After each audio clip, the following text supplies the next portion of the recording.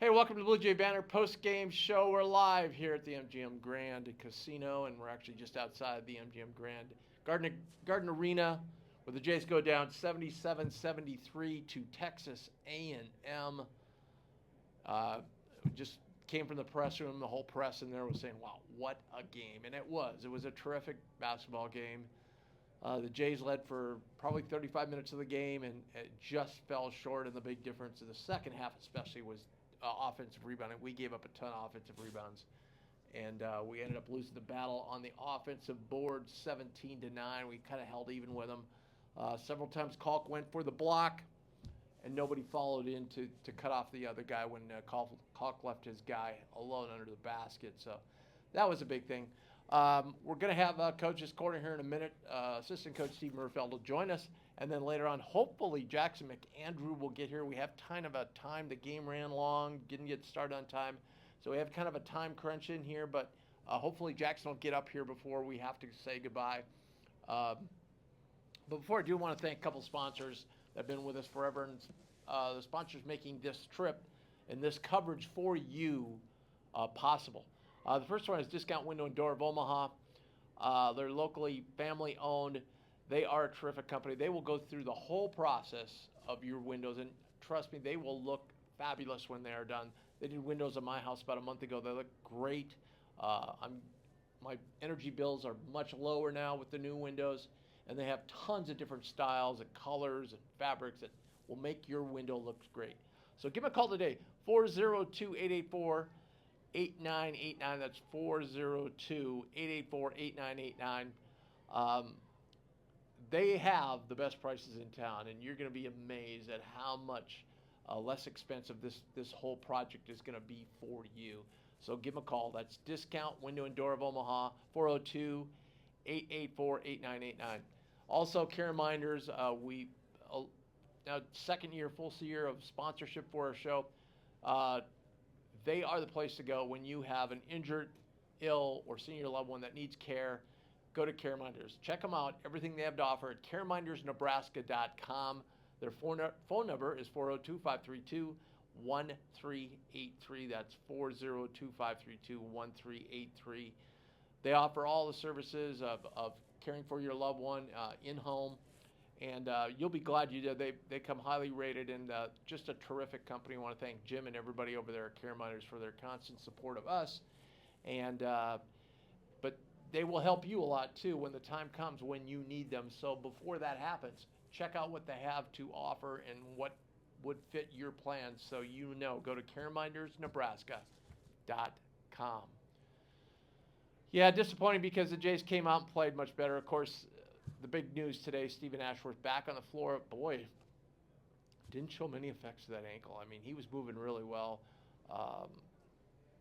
Just a few days ago, that ankle was huge and about as big as a grapefruit, and he just did a tremendous job in his rehab and so forth. Now, how will it look tomorrow, and then the recovery on Friday to get ready for the game Saturday? The Jays will play the first game. They will play either Notre Dame or Houston. I believe I'm correct on that. Yes, Notre Dame or Houston. Now, you can look at this two ways. Number one, Notre Dame, obviously the easier of the two opponents. And at this point in the Jays' development with so many new pieces, that would probably be the best. Now, the thing about Notre Dame is they are kind of different from the last two teams they played in that Notre Dame shoots a lot of threes like we do. So it'd be a similar kind of style. Houston would be grinded out. Of course, they have Cryer, who's a terrific guard, probably one of the best guards in the country. And that guy can certainly fill it up from three. But we all know about Houston and their defense, and probably very similar physicalities we saw today, maybe even more so. They probably don't push the ball as much as like A&M likes to do, but I think they'd be a little more efficient on the offensive end. A&M, frankly, I didn't think was very efficient on the offensive end until the last 2-3 minutes of the game. They made some nice plays. They hit some nice threes. And again, it's that offensive rebounding that really helped them out. And as Max said in the press conference we were just in now, that the big point there was that he felt we could have gained some separation in that first half. I 100% agree with him. There was a lot of opportunity to stretch that lead out to 10, 8 to 10 points, and instead we let them get to the line where they got some easy free throws to kind of hang in there with us. That's the only sad part about today. I mean, obviously you never want to lose, but was the fact that we led for 35 minutes. We hung in there. We fought hard. Again, Jackson will be here later, hopefully, and obviously just had a terrific game today. He just continues to grow and grow and grow and hit some big shots. We're waiting for Murph here. He should be here shortly. We'll just kind of run down the stats today. Shot 38% from the field, 35% from three, so much better three-point shooting today. Close to our norm. We just have a couple of guys that just need to start knocking them down. Again, Isaac just can't buy one. I'm telling you, people, it's going to come. He's going to start hitting them, and that's going to be a big boost to us. The other guy, and I think the other part of IT's game, I think he's rebounding pretty well, I think. He's always been a little disadvantaged defensively, but I think he's doing a nice job there as well. So I think that part of the game is coming for him. I'm not totally worried too much about that. The other guy's Jemiah. Jemiah did get one to knock down right at the end of the half, so that was big. But as we talked with him yesterday, they're going to start to fall for him. And when they do, that's just going to totally open up the offense. 35% from three, 14 to 16 with free throws, so we knocked him down, unfortunately. You don't want to pin this on one guy because there was so much going on, but, man, your All-American's got to knock those 2 free throws down. At the end of the game, that could have tied it up. Instead, we're one behind, and then we're chasing. We got a foul, and we missed the guy, and he got down an easy dunk, and all of a sudden we're behind 3. And then we couldn't get the ball inbounded, which was puzzling, too, because to me, you could have sent the guy deep into the opposite end of the floor to inbound the ball. You still had 10 seconds to get the ball up and get a shot off, so a little disappointing there. Turnovers, we didn't win that battle again today, but I thought it was better, kind of with the way the game was flowing and so forth. We had 13, not too many. We had some just inexplicable ones. There were 3 or 4 that you just wondered, but the rest of them were basically because of their intense pressure and so forth. So,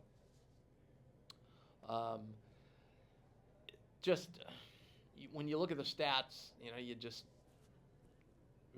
wonder how we lost this game. We did give up 50 points in the second half, though.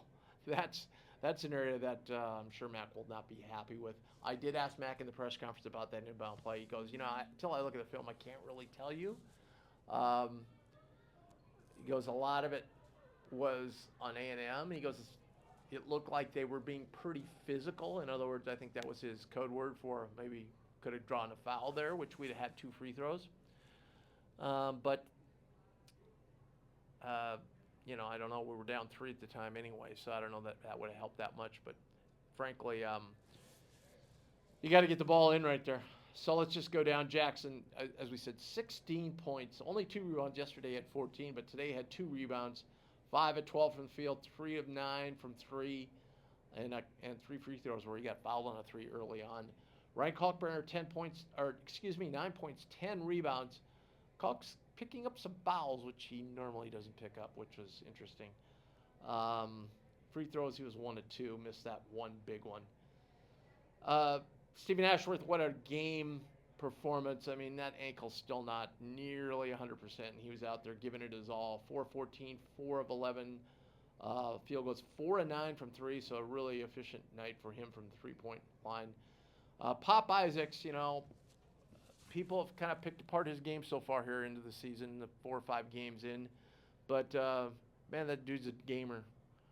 25 points, he's 5 of 10 from 3. You can't argue with that. 3 rebounds, 6 assists. I think everybody would like to see Pop get that connection with Kalk. There was a couple plays today, especially one that he missed in the first half where he missed Kalk just wide open. Kalk had tons of room. There wasn't a guy within 6 feet of him, and Pop didn't see him until it was too late, and then he was covered. Jemiah Neal, 7 points, 7 rebounds. I thought he did a better job on the board today. 6 assists, though. excellent job there. He did have 3 turnovers. Pop had 4 turnovers. That's got to get cut down from him, from Pop especially, and also Steven had 2 as well. As those have got to be cut down. Nothing really from the bench today, and that's, it's kind of been the story lately. And we like to see some guys get some points off the bench. Fred gave us some good minutes, I thought, again today. Resting Kalk, so that's good that we can put Kalk down for a little bit and get Fred out there. But again, man, just killed us. Coleman led him 17 points. Washington had 10. Thought we did a pretty decent job. I mean, Coleman was 8 of 10 from field, though. That's really efficient considering some of the defense we were throwing out at him. The leading scorer for him was Taylor. He had 18 points. He was a real catalyst. Not efficient, though. He was 7 of 19, 3 of 9 from 3, but did get the 18 points. 77-73 for those keeping score, and since we're in Vegas, that game did go over the total, and whether or not you got the 4 points or not is a big question. It was 3.5. Some places it was 4. So if you got the 4, congratulations, you pushed at least. The Jays now will play, as we said, either Notre Dame or Houston. They will play the last game, or excuse me, the first game of the day on Saturday.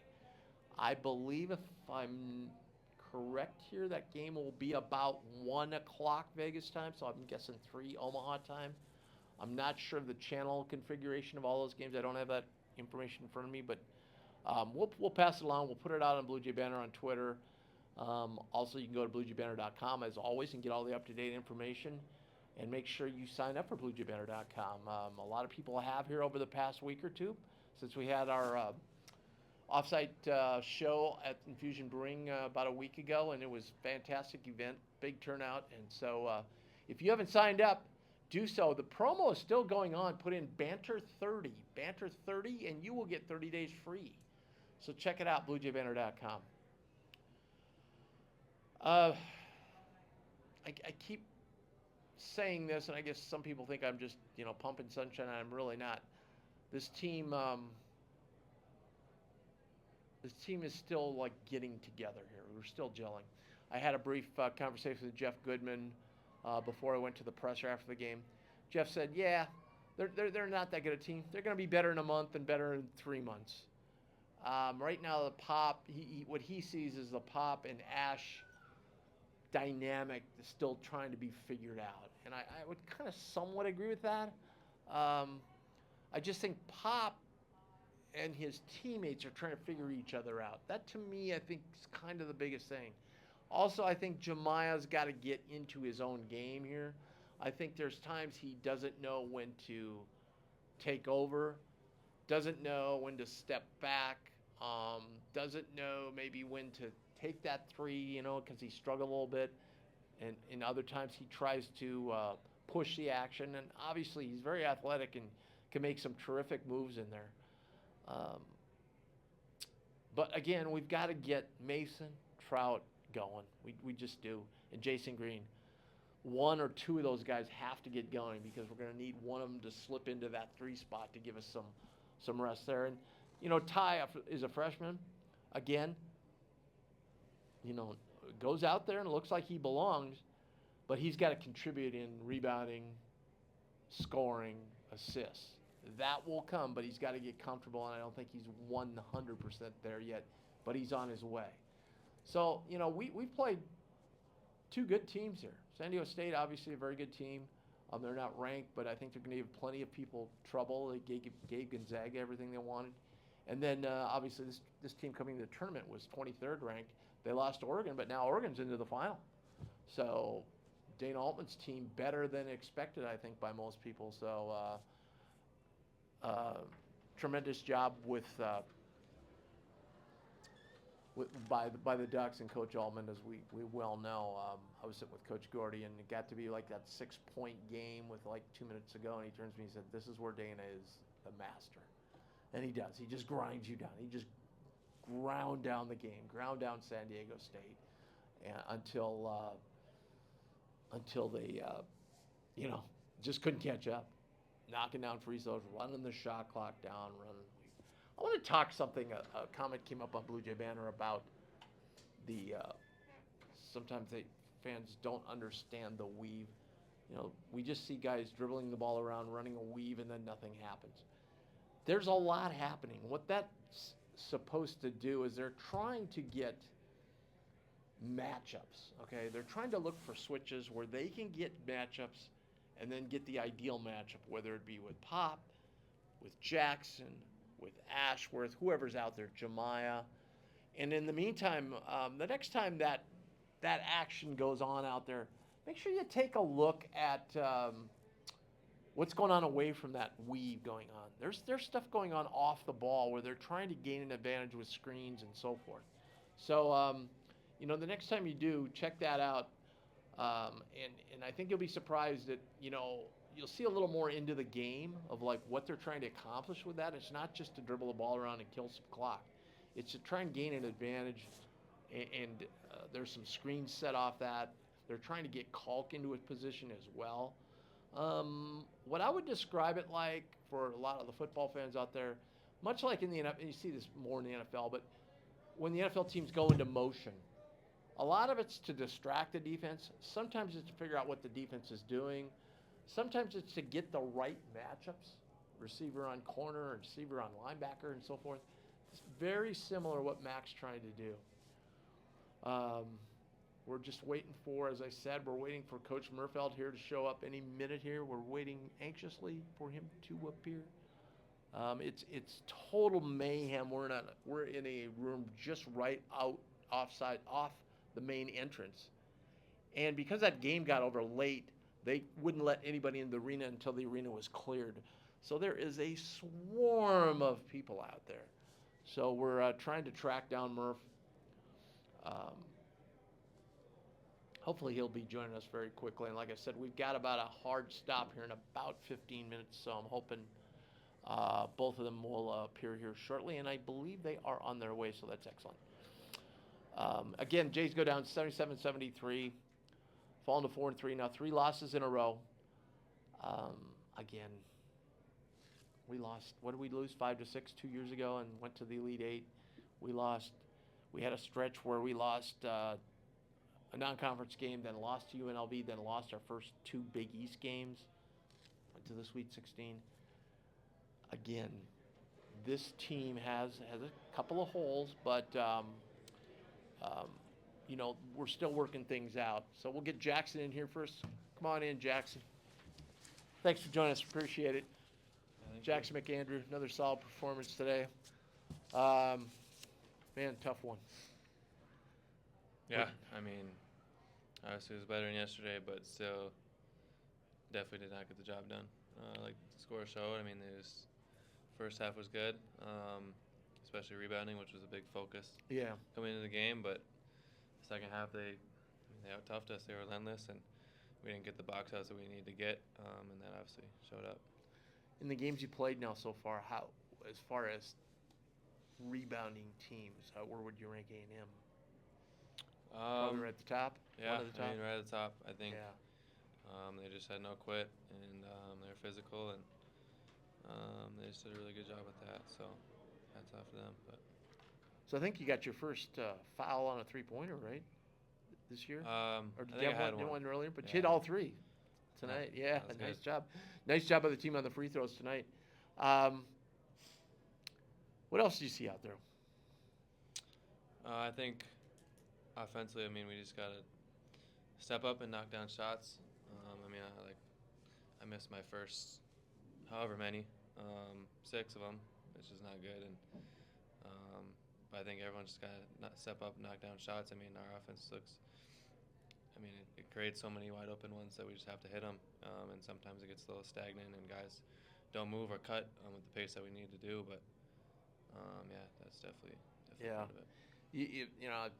I keep harping on this, but well, Isaac and Jemiah, in intense scrimmages in practice, just knock them one after another down. And I know each of them are just like, God, if we can just get one or two to fall here, that'll open up that basket, Oh, 100%. And then you've been there as a shooter too, right? Mm-hmm. Yeah, I mean, we have confidence in those guys. I know they're both great shooters, so just finding that confidence for them and trying to, give them confidence and everything. But I know they'll start to go in too. So. The last game, every time we come here to Vegas, it seems like we end up playing San Diego State, and they always bring a big crowd. But tonight, big, huge advantage in crowd. That was great to hear the fans, wasn't it? Pumping you guys up. It was awesome. Our fans are amazing. I mean, they travel all the way here to watch us play and bring a great environment along with it. So it's always fun finding. What about the effort of Steven with that ankle? It's Considering crazy. how far he came in just the last few days. Yeah, it's wild. I mean, there's no way I expected him to be back for this game, but I was very glad he was able to play for sure. So, he just brings such a great aspect. So I thought he'd be able to shoot it, but I was amazed at how well he was able to move. Oh, me too. I didn't know.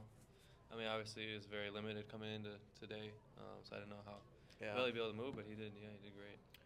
All right, so now you can get a little rest, right? Have Yeah. some practices, get ready for either Houston or Notre Dame on Saturday. Yep.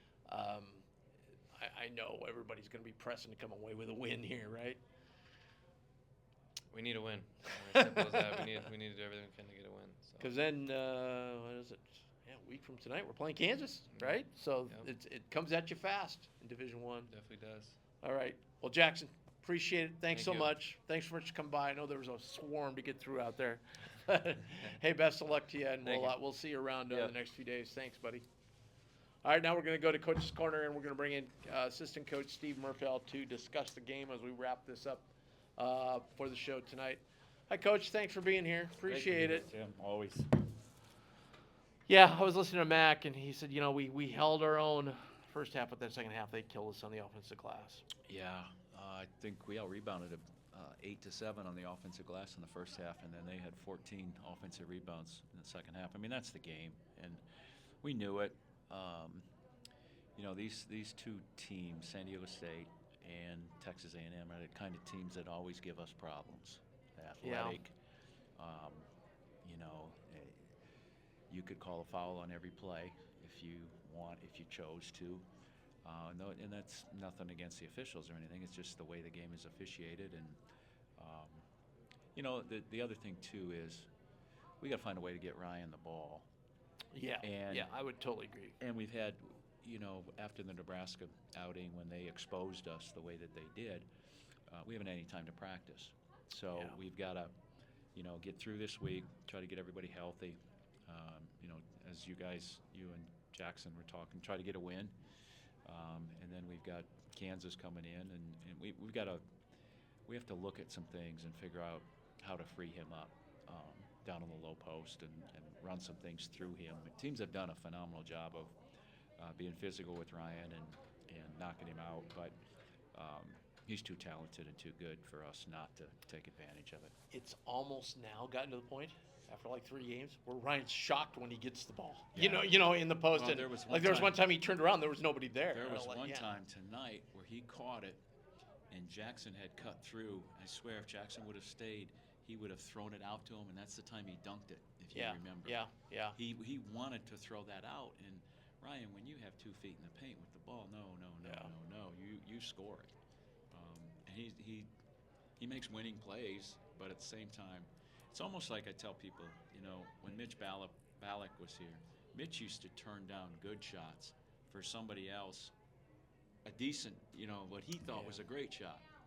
And, you'd rather have Mitch Ballack shooting it than maybe anybody else in the history of Creighton basketball. Yeah. But he was so in tune to playing the right way that he would, make that extra pass. And Ryan's kind of fallen into that. And, it's our job to get him out of that and make him a little more selfish in that regard.